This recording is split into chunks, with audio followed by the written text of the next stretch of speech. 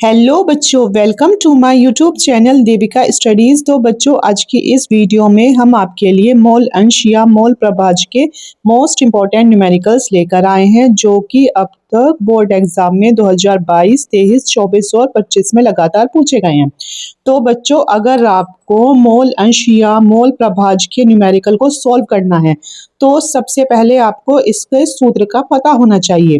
देखो, इसमें दो चीज यूज होती है, एक तो होता है विलय, एक होता है विलायक। ठीक है। और जो हमारा मोल अंश है उसे किससे दर्शाते हैं? काई से दर्शाते हैं। तो इसमें आपसे विलय का भी पूछ लेते हैं मोल अंश, और आपसे विलायक का भी पूछ लेते हैं। तो बच्चों, जो हमारा विलय होता है इसको तो हम दर्शाते हैं बी से, और जो विलायक होता है उसे हम दर्शाते हैं ए से। ठीक है। विलय का मतलब जिसकी मात्रा कम होती है, और जबकि विलायक का मतलब होता है जिसकी मात्रा ज्यादा होती है। अब इसमें काई क्या होगा? विलय है तो नीचे बी आ जाएगा, इसमें काई क्या होगा? ए होगा। तो आपसे ये दोनों चीजें पूछी गई हैं। तो अगर हम काई बी के सूत्र की बात करें, अगर हमें ये निकालना हो काई बी का सूत्र, तो क्या होगा?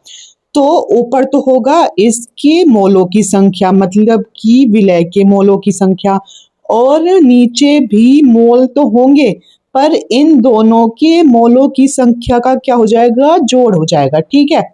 अब जैसे ही हमें काई ए का मोल अंश को निकालना है, तो ऊपर आ जाएगा ए के मोलों की संख्या, नीचे आ जाएगा ए के मोलों की संख्या, और बी के मोलों की संख्या को क्या कर देंगे? नीचे जोड़ देंगे। ठीक है। तो ये होता है इसका आसान सा सूत्र। आइए अब हम एग्जाम में जो पूछे गए इससे रिलेटेड न्यूमेरिकल्स हैं उनको देख लेते हैं। तो हमारा सबसे पहला न्यूमेरिकल है जो कि मोस्ट इम्पोर्टेंट है। 46 ग्राम एथेनॉल को 54 ग्राम जल में घोला गया है। तो एथेनॉल तथा जल के मोल अंश की गणना कीजिए। आपको इधर इन दोनों के मोल अंश की गणना पूछी गई है। एथेनॉल का सूत्र आपको पता होना चाहिए C2H5OH, क्योंकि अगर इसका सूत्र आपको पता नहीं होगा तो आप इसके अणु भार कैसे निकालोगे? ठीक है। और दूसरा पूछा गया आपको किसके? जल के मोल अंश। तो जल का सूत्र होता है H2O। तो आपको इन दोनों के मोल अंश पूछे गए हैं। तो उसके लिए जब आपको इसके मोल अंश पूछे गए हैं तो सूत्र क्या होना चाहिए? ये क्या है? ये हमारा क्या है? विलय है। विलय को ए से दर्शाते हैं। ठीक है। तो ऊपर क्या हो जाएगा? विलय के मोलों की संख्या, नीचे विलय और विलायक के मोलों की संख्या का जोड़। तो इस सूत्र को करेंगे। अब ये क्या है? हमारा H2O हमारा क्या है? विलायक है। विलायक को किससे दर्शाते हैं? ए से दर्शाते हैं। और ये क्या था? हमारा विलय था, तो यहाँ बी आ जाएगा। ठीक है। और ये विलायक है, तो विलायक के मोलों की संख्या, और नीचे इनका दोनों का क्या आ जाएगा? जो हम इस क्वेश्चन को सॉल्व करना शुरू करते हैं। तो क्वेश्चन है कि 46 ग्राम एथेनॉल को 54 ग्राम जल में घोला गया है, यानी किसकी मात्रा ज्यादा है? तो यहाँ हमारी जल की मात्रा ज्यादा है, तो ये क्या हुआ? तो ये हमारा क्या? विलायक। और इसकी मात्रा कम है, तो ये क्या हुआ? हमारा विलय हुआ। ठीक है। तो एथेनॉल क्या है आपका? तो बच्चों, एथेनॉल है आपका विलय। इसका सूत्र होता है C2H5OH, मतलब एथिल अल्कोहल, है ना। तो ये क्या है? हमारा विलय है। क्या है? विलय। तो आपको इसमें विलय का भार दे रखा है। ठीक है। विलय का भार मतलब WB कितना दे रखा है? 46 ग्राम। आपको इसका भार तो दे रखा है, पर हमेशा आपको इनका अणुभार खुद ही निकालना होगा। और जैसे ये क्वेश्चन आए तो सीधा सबसे पहले इनका लिखोगे आप भार, और फिर इनका अणुभार निकाल दोगे। अब यहाँ C2H5OH का अणुभार कैसे निकलेगा इसका? यानी MB। तो हमारा क्या है? C2H5OH है। तो कार्बन कितने होते हैं? 12। और कितने हैं? 2 हैं। हाइड्रोजन होता है 1, और है कितने? 5 है। ऑक्सीजन कितना होता है हमारा? ऑक्सीजन होता है हमारा 16। हाइड्रोजन होता है हमारा 1। ठीक है। तो ये कितना हुआ हमारा? तो ये हुआ हमारा 12 दूनी 24, और 5 एकम 5, और 16 और 1 कितना हो गया हमारा? तो ये हुआ हमारा 17। तो जब इसे जोड़ेंगे तो आता है हमारा 46 ग्राम प्रति मोल। ठीक है। तो ये हमारा इसका अणुभार निकल के आ गया। और जब इसका आपको भार का भी पता है और अणुभार का भी पता है, तो आप अब इसके मोलों की संख्या को निकाल लीजिए। ठीक है। तो सूत्र होता है आपका विलय के मोल बराबर विलय का भार ऊपर होगा और नीचे क्या होगा, और नीचे होगा इसका अणुभार। किसका अणुभार होगा, तो ये हमारा नीचे विलय का अणुभार होगा। ठीक है, तो हमारा ये क्या होता है, ये होता है हमारा NB, भार होता है WB और ये अणुभार होता है MB। तो आपका जो भार है कितना दे रखा है, तो ये आपका 46 ग्राम दे रखा है, और जबकि अणुभार कितना निकाला है 46। तो 46 में से 46 कट गया तो आपका NB कितना आया, तो आपका NB आता है यहाँ, मतलब विलय के मोलों की संख्या तो आपको पता चल गई, 1 मोल है। आगे इतना। तो अब हम किसकी बात करेंगे, अब हम बात करेंगे इसमें विलायक की। तो विलायक क्या है, जल है। तो इसमें आपको जल का भार दे रखा है, और जैसे ही भार दे रखा है तो एकदम दिमाग में लाइए कि अब इसका अणुभार आपको निकालना है साथ के साथ। तो H2O का अणुभार भी निकालना है, और जैसे ही आप केमिस्ट्री के क्वेश्चन खुद मतलब इनकी जितनी प्रैक्टिस करोगे तो आप अणुभार आसानी से H2O का तो आपको ऐसे ही याद हो जाए, क्योंकि ये एग्जाम में कई बार पूछा गया है। तो इसका जो भार है ये दे रखा है क्वेश्चन में 54 ग्राम। और H2O का अणुभार कितना होता है, हाइड्रोजन का होता है बच्चों 1, और हाइड्रोजन है कितने 2, तो फिर इसमें गुना कर देंगे। ऑक्सीजन का कितना होता है 16, तो इसे जोड़ेंगे तो कितना आएगा 18 ग्राम प्रति मोल। अब हम क्या करेंगे, अब हम इसमें निकालेंगे विलायक के मोल। किसके मोल, विलायक के मोल। ये क्वेश्चन इतने हार्ड नहीं है, अगर आप इनकी प्रैक्टिस करते हो तो आप इन्हें आसानी से सॉल्व कर लोगे। तो ऊपर आ जाएगा विलायक का भार और नीचे आ जाएगा विलायक का अणुभार। तो आपका WA का मान है 54 ग्राम और जबकि MA का मान है 18। तो ये इससे कटेगा तो 18 दिया होगा 54। तो हमारे विलायक के मोलों की संख्या कितनी आई है, 3 मोल। ठीक है जी। अब हम सबसे पहले निकालेंगे जो हमारा काई का मान था, किसका निकालना था, C2H5OH का। तो सूत्र क्या होगा जब हमें इसका निकालना है। ठीक है, हम इसे ये भी तो लिख सकते हैं, ये क्या है, ये हमारा विलय है। विलय को हम किससे दर्शाते हैं, B से। ठीक है, तो काई B बराबर NB और बटे में NB प्लस Na, ये इसका सूत्र होता है। ठीक है, तो हमारा काई B क्या होगा, NB का मान आपका कितना निकला था, मतलब इसके मोलों की संख्या निकाली आपने 1, तो इसके मोलों की संख्या आ गई 1, और नीचे NB का मान तो 1 ही है, और Na का मान आपने कितना निकाला है, तो इसका मान निकाला है आपने 3 मोल। तो 1 बटे 1 प्लस 3 मतलब 4, और जब 4 को 1 से भाग देंगे तो 0.4 दूनी हो जाएगा 8, और अगर 10 में से 8 गया तो बचा 2, फिर लगाई 0, तो हो जाएगा 4 पंचे 20। ठीक है, तो आपका इसका आंसर आता है 0.25 आंसर। और एक बात हमेशा याद रखना कि जब भी आपको मोल अंश या मोल प्रभाज निकालने के लिए बोले तो उसका कोई भी वो नहीं होता मात्रक। ठीक है, तो इसका यहाँ मात्रक नहीं लिखेंगे, सीधा ये एक तो आंसर आ गया आपका ये। तो ये 0.25 किसका आंसर है, तो ये 0 हमारा इसका आंसर है। ठीक है, 0.25 हो गया। अब हम निकालेंगे इसमें क्या, काई H2O का मान। अब हमें निकालना है इसमें काई H2O का मान। तो काई H2O का मान कैसे निकाल लेंगे, H2O क्या है आपका, विलायक है, और विलायक को A से दर्शाते हैं। तो या तो आप लिखो काई H2O या फिर आप इसकी जगह काई A भी लिख सकते हो।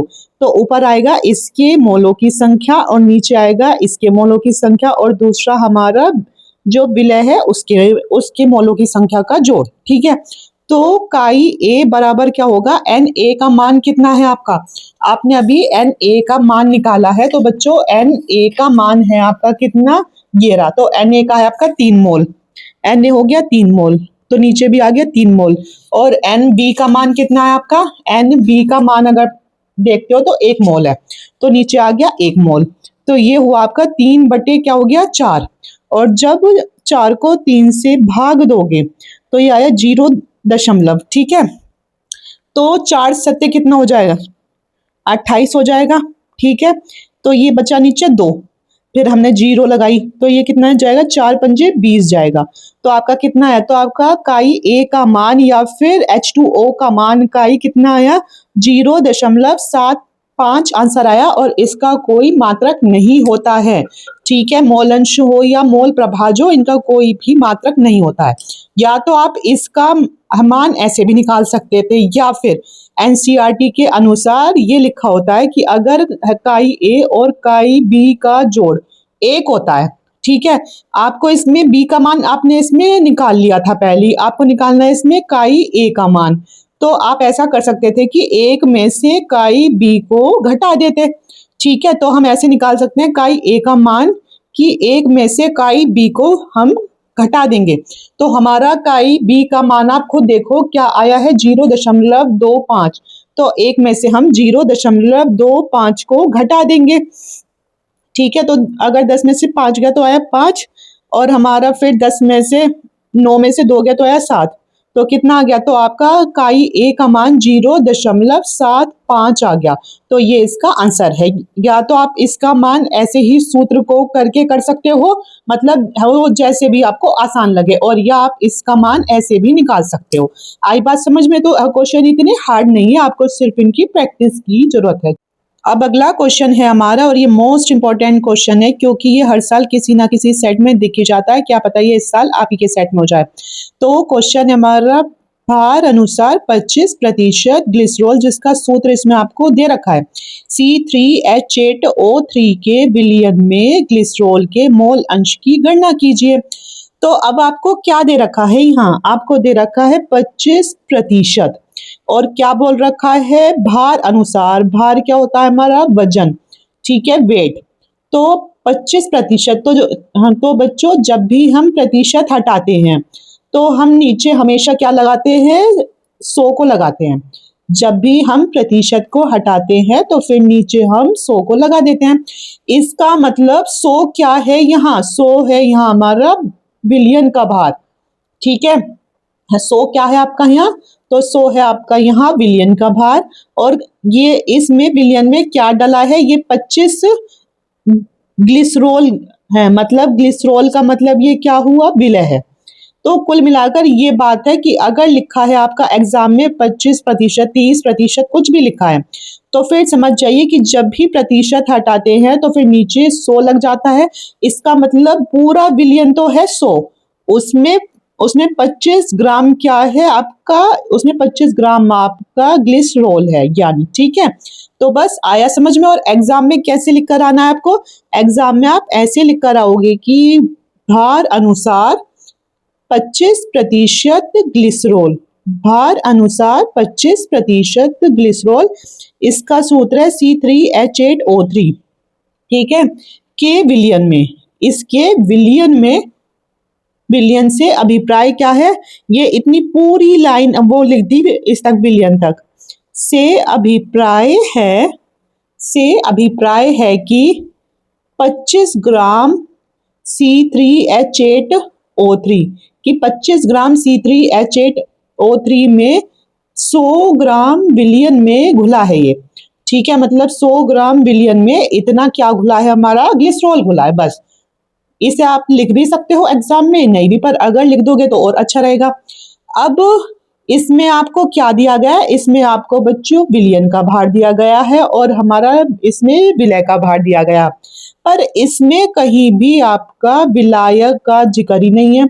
और आपको पता है, आपको किसी का भी अगर मोल अंश निकालना हो तो उसके लिए आपको विलय और विलायक दोनों के जो हमारे मोल होते हैं उनकी संख्या का पता होना चाहिए। अब इसमें हम विलायक के मोल कैसे निकालेंगे जब इसमें कहीं हमें विलायक दे ही नहीं रखा। तो बच्चों जिस भी न्यूमेरिकल में जो ये हमारे मोल अंश के न्यूमेरिकल होते हैं, तो जिस भी न्यूमेरिकल में विलायक दिया नहीं होता उसमें हम विलायक खुद मान लेते हैं, किसको, जल को। ठीक है, जिसमें भी हमें विलायक नहीं दिया होता मोल अंश के क्वेश्चन में, तो उसमें हम खुद ही जल को क्या मान लेते हैं, विलायक मान लेते हैं। तो इधर आपको क्या निकालना है, मोल अंश निकालना है, किसका, ग्लिसरॉल का, C3H8O3। और अगर इसमें आपको विलायक का भी पूछ लेता तो विलायक क्या है, H2O है, जल है। ठीक है, अब सबसे पहले जो हमें विलय दे रखा है, तो हमारा विलय क्या है, ग्लिसरॉल है, जिसका सूत्र है C3H8O3 का क्या दे रखा है आपको, इसमें हमारा भार दे रखा है WB का मान कितना दे रखा है, तो ये हमें 25 ग्राम दे रखा है। अब हम इसका अणु भार को निकाल लेंगे, विलय का अणु भार। तो विलय का अणु भार मतलब MB, तो वो होगा विलय के मोलों की संख्या। अणु भार निकालने के लिए आपको ये सूत्र का पता होना चाहिए, C3H8O3। ठीक है, अब आप ये बताइए कार्बन कितने होते हैं, 12, कितने हैं यहाँ 3, तो 3 से गुना कर दिया। हाइड्रोजन कितने होते हैं, 1, और है कितने 8, प्लस ऑक्सीजन कितने होते हैं, 16 होते हैं, और है कितने 3। ठीक है, तो हमारा 12 तिया हुआ 36, 8 एकम 8 और 16 तिया हुआ 48। तो आपका MB का मान कितना आ गया, MB का मान आया आपका 92 ग्राम प्रति मोल। इन्हें जोड़ के आ गया ये, ठीक है, हो गया है तो हमारा। तो अब इसके मोलों की संख्या को निकाल दो। तो फिर विलय के मोलों की संख्या यानी NB होगा भार बटे अणुभार के इसके। तो हमारा इसमें भार कितना दे रखा है 25 ग्राम और अणुभार कितना दे रखा है आपका 92। तो अब इसे कैसे सॉल्व करेंगे, अगर हम 92 को 25 से भाग करते हैं तो हम 0 करेंगे, तो हम इसमें करेंगे क्या 92 दूनी। तो जब हम 92 दूनी करेंगे तो ये तो आ जाएगा हमारा 184। ठीक है, और अब क्या हो जाएगा, ये बचा हमारा ये, फिर हम इसमें 0 लगाएंगे, फिर हम चलाएंगे सत्य, मतलब ऐसे करके ही आ जाएगा 0.272 कितने आ गए, मोल आ गए। अब हमें क्या निकालना है, अब हमारी इसमें विलय की तो कहानी हो गई है खत्म। अब हम शुरू करेंगे किससे, विलायक का। तो सबसे पहले हम क्या करेंगे, विलायक का क्या निकालेंगे, इसमें भार निकालेंगे। तो बच्चों विलायक का भार इसमें दे नहीं रखा, पर विलायक आपने क्या लिया है, इसमें जल लिया है। तो विलायक का भार होगा, कैसे निकालोगे, तो आप ऐसे निकाल सकते हो विलायक का भार, क्योंकि आपको क्या पता है, आपको ये पता है कि जो हमारा विलयन होता है टोटल, तो वो किस किस से मिलकर बनता है, तो वो हमारा विलय और विलायक से मिलकर बनता है। अब हमें किसे निकालना है, इस विलायक को निकालना है। तो हम क्या काम करेंगे, इसे विलय को बराबर के इधर ले आएंगे, तो जब ये प्लस में है तो इधर आकर किसका हो जाएगा, माइनस में। तो विलयन माइनस क्या हो जाएगा, विलय, किसके बराबर, विलायक के बराबर। तो ऐसे ही हमारा क्या हो जाएगा, अगर हमें विलायक का भार निकालना है तो हो जाएगा हमारा क्या, पहले विलयन का भार, विलयन का भार में से विलय के भार को घटा देंगे। ठीक है, ओके। तो हमारा WA का मान कितना आ रहा है आपका, इसमें विलयन का भार क्वेश्चन में ही दिया गया था, क्योंकि यहाँ क्या बोला गया था क्वेश्चन में, भार अनुसार, मतलब ये भी भार है ये भी भार है, तो इसका मतलब 25 भी भार है और ये 100 भी क्या है, भार है। किसका भार है, ये विलयन का। तो हमारा विलयन का भार कितना दे रखा है, 100 ग्राम, और जबकि हमारा इसमें विलय का भार कितना दे रखा है, 25 ग्राम। तो 100 में से अगर 25 जाएगा तो आएगा आपका 75 ग्राम। अब हमने इसका भार तो निकाल लिया विलायक का, अब हम निकालेंगे इसका अणुभार यानी जल का अणुभार, विलायक का अणुभार। अब आपको पता चला कि हमने यहाँ इसे विलायक को जल ही क्यों लिया है, क्योंकि जब भी मोल अंश के क्वेश्चन में विलायक दिया नहीं होता तो उसे हम जल ही मान लेते हैं। ठीक है, तो अब इसका अणु भार को निकालना है, किसका, जल का। तो हाइड्रोजन कितना होता है, 1 होता है, 2 गुना 1। ऑक्सीजन कितना होता है, 16, तो 16 और 2 कितना, 18। तो ये आ गया आपका 18 ग्राम प्रति मोल।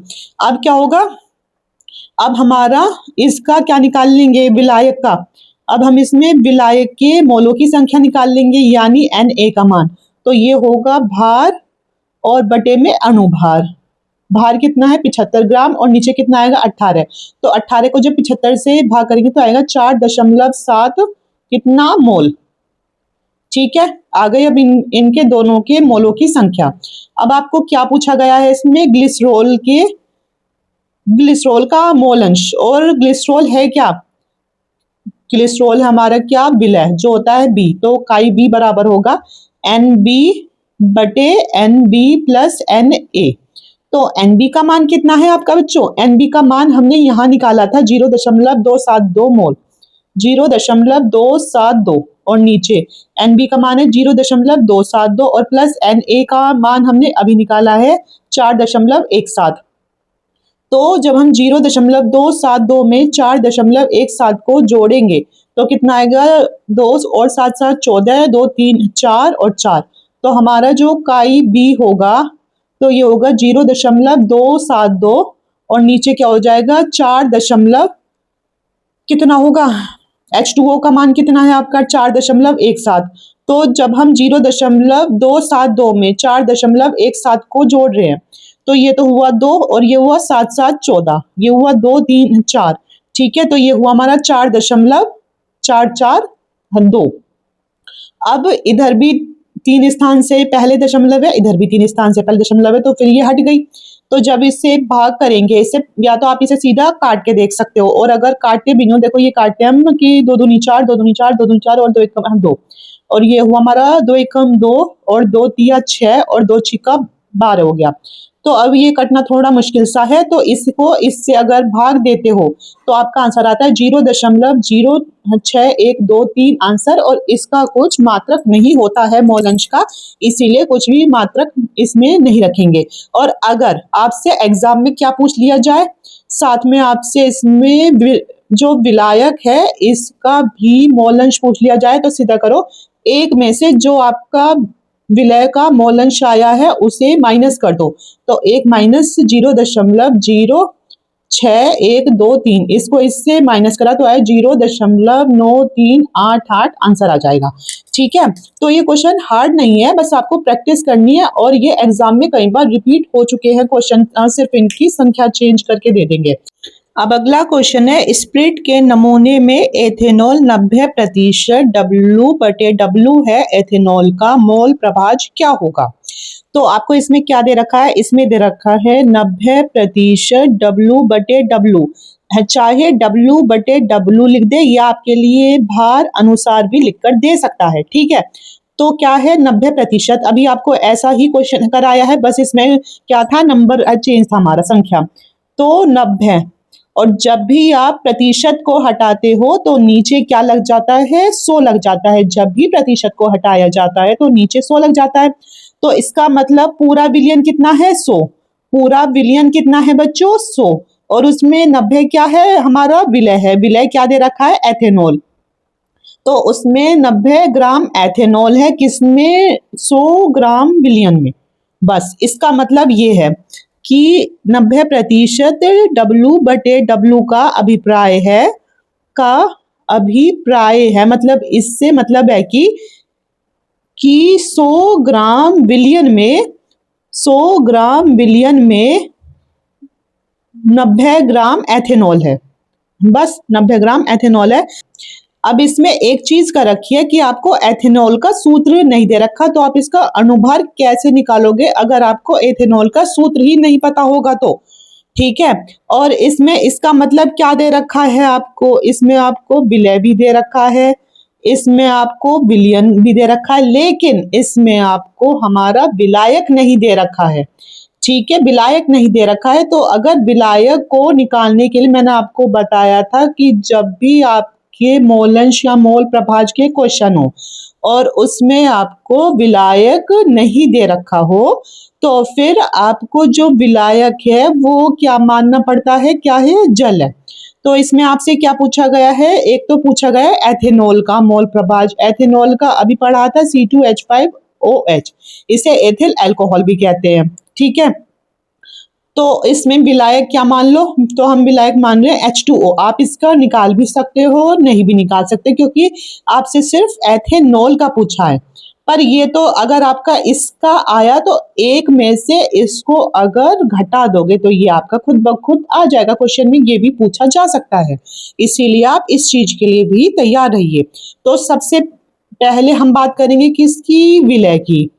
तो विलय का भार कितना है आपका, विलय का भार यानी WB का मान कितना दे रखा है, एथेनॉल कितना है, 90 ग्राम है। ठीक है जी, हो गया। अब हम निकालेंगे इस विलय का अनुभार।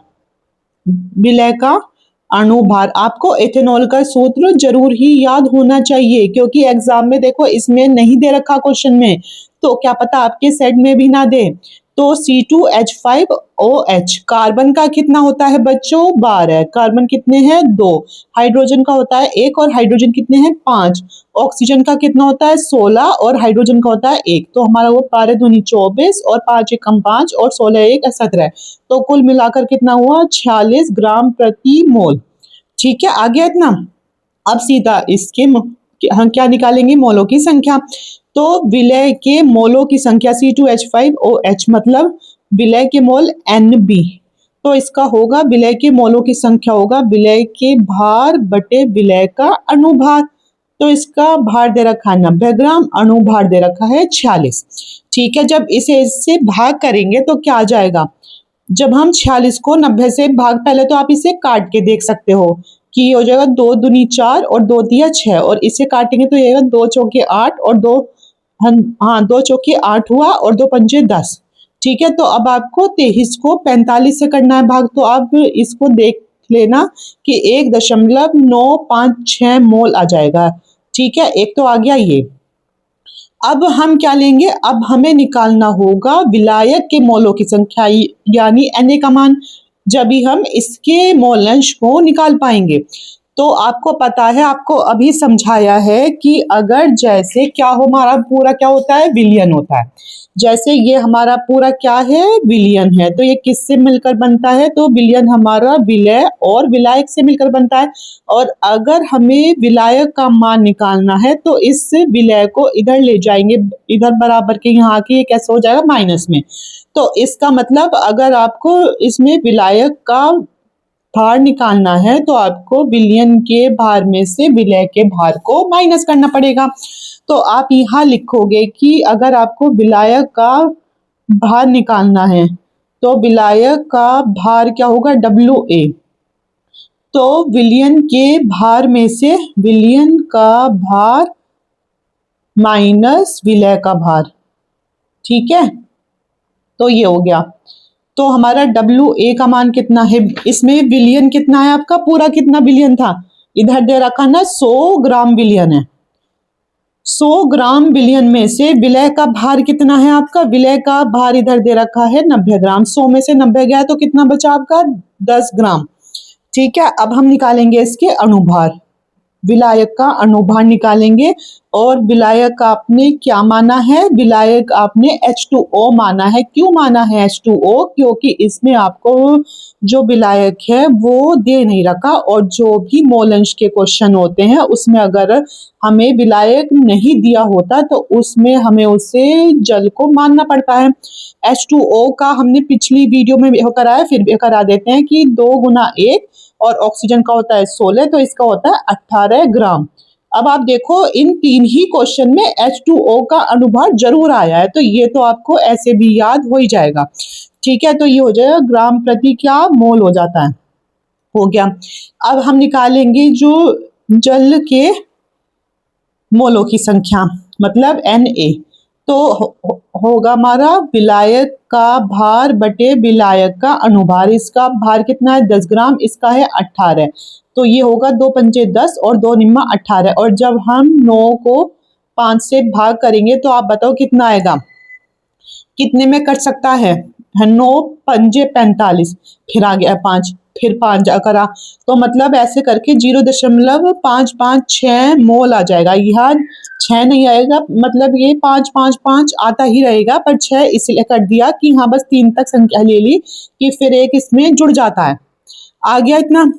अब मेन काम है हमें इसके मोल अंश निकालने हैं C2H5OH के, C2H5OH के मोल अंश निकालने हैं, यानी हमें इसमें किसके निकालने हैं, इसमें हमें जो विलय है उसके निकालने हैं।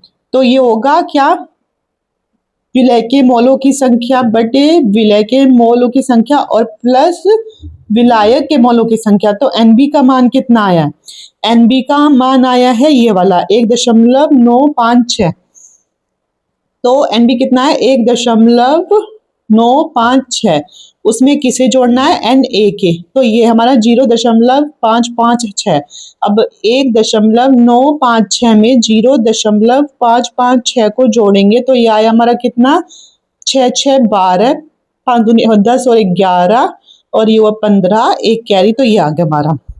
तो आपका काई बी का मान कितना आता है? ऊपर है 1.956, नीचे है 2.512।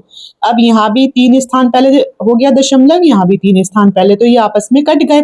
तो इसे हम 2 से भी काट सकते हैं, या सीधा अगर आप इसे करते हो तो हो जाएगा 0.779 इसका आंसर होगा। और इसमें मात्रा का आप लिखते नहीं हो क्योंकि होता नहीं है। ठीक है, तो हमारा काई बी का मान आ चुका है। और अगर एग्जाम में इसमें विलायक का भी पूछ ले काई ए का मान, तो 1 में से काई बी को क्या कर देंगे? घटा देंगे। 1 माइनस 0.779, मतलब 1 में से 0.779 को घटा देंगे, तो कितना आ जाएगा आपका? 0. तो का ये हुआ 0.221 इसका आंसर आ गया। आया समझ में क्वेश्चन? अब अगला क्वेश्चन है, और ये मोस्ट इंपॉर्टेंट क्वेश्चन है, इसे तो आप बिल्कुल छोड़ ही नहीं सकते हो बच्चों। तो क्वेश्चन है हमारा कि बेंजीन के 1 विलियन में I2 घुली है। विलियन में I2 का मोल प्रभाज्य है इतना, तो विलियन की मोललता ज्ञात कीजिए। तो आपसे बोला गया एक क्या है? विलियन है। जैसे एक टोटल क्या है? विलियन है। उसमें क्या होता है? तो ये तो होता है क्या? विलायक। और जो उसमें ऊपर से घोला जाता है ये होता है हमारा क्या? विलय। ठीक है, तो इसमें बोला गया 1 बिलियन में। किसके विलियन में? बेंजीन के। तो हमारा यहाँ विलायक क्या है? बेंजीन है। बेंजीन क्या है? विलायक है, क्योंकि इसमें क्या घुली है? इसमें I2 को घोला गया है, तो I2 क्या है? विलय हमारा। ठीक है, याद रखना। एक तो हो गई ये चीज कि इसमें मतलब क्या क्या है। अब आपसे पूछा गया है कि इस विलयन की मोललता ज्ञात कीजिए। आपको मोललता की परिभाषा पता है क्या? मोललता की परिभाषा क्या होती है कि 1 किलोग्राम बोल दो या 1000 ग्राम बोल दो। विलायक में है, यहाँ बात किसकी होती है? विलायक की। कि 1000 ग्राम विलायक में उपस्थित जो होते हैं विलय, उपस्थित होते हैं क्या? विलय ही तो आते हैं इसमें। जो हमारा विलायक होता है इसमें क्या आते हैं? इसमें हमारे विलय आते हैं। तो 1000 विलायक में उपस्थित विलय के मोलों की संख्या, विलय के मोलों की संख्या को उस विलयन की मोललता कहते हैं। ठीक है, अब आपको ये पता चल गया। अब आप ये सोचोगे कि मैं इसमें ये परिभाषा क्यों करा रही हूँ? तो मैं ये इसीलिए करा रही हूँ क्योंकि इसमें आपसे क्या पूछा गया है? मोललता पूछा गया है। तो जब तक आपको उसकी परिभाषा नहीं पता होगी तो आप इस क्वेश्चन को सॉल्व नहीं कर सकते।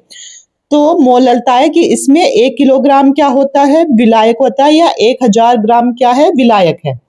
और विलय इसमें दे रखा है क्या? विलय का भार क्वेश्चन में। अब भाई इसमें हमें विलय का भार तो नहीं दे रखा। विलय क्या है? I2 है। इसमें बोला गया है कि बेंजीन के 1 विलियन में I2 घुली तो है, पर उसकी संख्या नहीं दे रखी, मतलब कितना भार है। तो यहाँ हम जो विलय है इसके मोलों की संख्या को क्या मानते हैं? अभी ये ना करके आप सीधा देखो कि इसमें आपको इसकी मोललता की परिभाषा से क्या प्राप्त हुआ है। तो आपको प्राप्त हुआ है इसमें विलायक का भार। विलायक का भार कितना लिया है? 1000 ग्राम। ये इस परिभाषा से लिया गया है, क्योंकि क्या पूछा गया है इसमें हमारा, तो हमसे इसमें मोललता पूछा गया है, इसीलिए हमने 1000 ग्राम लिया है विलायक, क्योंकि इसमें भी क्वेश्चन में इसे नहीं दे रखा। अब हम निकालेंगे इसका अणुभार, और हमारा आखिर विलायक क्या है? बेंजीन है। तो अब हम इसमें विलायक का अणुभार निकालेंगे। विलायक का अणुभार यानी Ma, और ये था हमारा Wa का मान। ठीक है, कितना है अणुभार? विलायक क्या है आपकी? बेंजीन है। बेंजीन का सूत्र होता है C6H6। तो कार्बन की कितनी होती है? कार्बन होते हैं 12, और इसमें 6 की गुना होगी। हाइड्रोजन होता है 1, इसमें 6 गुना होगी। तो फिर आपका होगा 12 छिक्का 72 और 6 जोड़ेंगे तो हो जाएगा 78 ग्राम प्रति मोल। ठीक है, अब आपसे क्या पूछा गया है, अब आप इसमें आपको विलायक का भार भी पता चल गया, इसका अणु भार भी पता चल गया, तो अब आप इसमें निकालो विलायक के मोलों की संख्या, है ना। विलायक के मोलों की संख्या मतलब N, किसका, बेंजीन का C6H6। तो क्या हो जाएगा Na क्या है, भार बटे अणु भार के। तो भार क्या है इसका 1000 ग्राम, अणु भार क्या है 78 है। इसे इससे या तो काट लो या सीधा इससे आप दे दो क्या, भाग। तो Na हो जाएगा 12.82, क्या हो जाएगा, मोल। आ गया Na का मान। ठीक है जी, हमारा इसमें क्या हो गया, विलायक के मोलों की संख्या निकल गई। अब इसमें क्या दे रखा है, अब इसमें हमें दे रखा है कि विलयन में I2 का मोल प्रभाज दे रखा है, किसका, I2 क्या है, विलय है। ठीक है जी, तो हम यहाँ I2 का मोल प्रभाज जो है, तो उसका सूत्र क्या होता है, I2 क्या है बच्चों, I2 क्या है, I2 इसमें है विलय है। तो हम इसे क्या कर सकते हैं, काई क्या लिख सकते हैं, विलय को B, तो ऊपर आ जाएगा NB और नीचे होगा NB प्लस Na। ऐसा क्यों हुआ है, क्योंकि ये इसका सूत्र होता है काई का, है ना। तो काई I2 बराबर हो जाएगा किसके, NB तो इसमें हमें नहीं दे रखा, हमें तो इसमें काई I2 का मान दे रखा है कि इसके मोल प्रभाज इतने हैं, है ना। तो NB तो हमें नहीं दे रखा, लेकिन Na हम निकाल चुके हैं जो कि है 12.82 मोल। तो इसमें काई I2 का मान कितना दे रखा है क्वेश्चन में, तो ये है 0.25, यहाँ NB है और यहाँ नीचे है NB प्लस 12.82 हो गया। अब जब हम ये दशमलव हटाएंगे तो नीचे 2 जीरो हो जाएंगे, मतलब 100। तो ऊपर तो आ गया 25, नीचे आ गया 100, तो ये 25 से कम 25 और 25 चौके 100। तो ये आ गया हमारा कितना, 1/4 बराबर NB प्लस 12.82। अब इसकी कर दी हमने क्या, क्रॉस मल्टीप्लाई।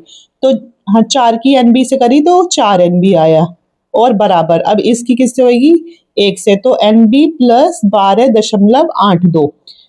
तो ये तो है 4 NB और ये है 1 NB, तो ये इधर चला जाएगा तो माइनस NB आ जाएगा बराबर, ये अपनी जगह ऐसे ही रहेगा। और अब हमारा 4 में से 1 है तो बचा 3 NB बराबर 12.82। तो यहाँ NB के साथ गुना में क्या है, 3 है, तो ये बराबर के इधर कहाँ आ जाएगा, इसके आ जाएगा नीचे, आ गया। ठीक है जी, अब कैसे कर सकते हो आप इसे सॉल्व, आप अगर इसे सीधा सॉल्व करना चाहो तो फिर ये हो जाएगा हमारा क्या, 3 चौके 12, 3 दूनी 6 और 3 सत्ते 21, मतलब 1282 समझ लो, 12.82 है और नीचे है 3, तो ये हुआ 3 चौके 12 हो गया। ये दशमलव लगा दिया, अब यहाँ क्या उतरा, 8 उतरा, तो क्या कर दोगे, 3 दूनी 6 कर दोगे, 8 में से 6 गया तो आया 2, फिर यहाँ 2 उतरेगा, तो क्या हो जाएगा आपका 3 सत्ते 21। ऐसे करके अब आपका NB का मान कितना आया, NB का मान आया 4.27। और आपसे पूछा क्या है, इसमें आपसे पूछा है मोललता। तो बच्चों मोललता कैसे निकलेगी, अब ये बताओ, आपके पास अब Na और NB तो आ चुके हैं। अब असली जो टास्क है तो वो है आपका क्या, मोललता निकालने का। तो मोललता का सूत्र होता है, ऊपर तो होती है क्या, विलय के मोलों की संख्या, तो यहाँ विलय क्या, I2, तो I2 के मोल, और नीचे क्या होता है, तो नीचे होता है विलायक का भार किसमें, किलोग्राम में। तो I2 के मोलों की संख्या क्या है, I2 क्या है, यहाँ विलय है, मतलब इसके मोलों की संख्या क्या होगी हमारी यहाँ 4.27। और हमारा विलायक का भार अगर किलोग्राम में देखें, हमारा विलायक का भार 1000 ग्राम है अगर ग्राम में है तो, और अगर किलोग्राम में देखें तो 1 किलोग्राम है। तो बस आगे आपका ये आंसर नीचे 1 आ जाएगा इसमें। तो बस यही है, 4.27 मोल प्रति किलोग्राम हमारा मोललता का मात्रक होता है। तो जो आपका इसका आंसर आया है, तो ये आया है 4.27 मोल प्रति किलोग्राम। और इस क्वेश्चन को बिल्कुल भी छोड़ना नहीं, क्योंकि ये एग्जाम के पर्पज से मोस्ट इम्पोर्टेंट क्वेश्चन है।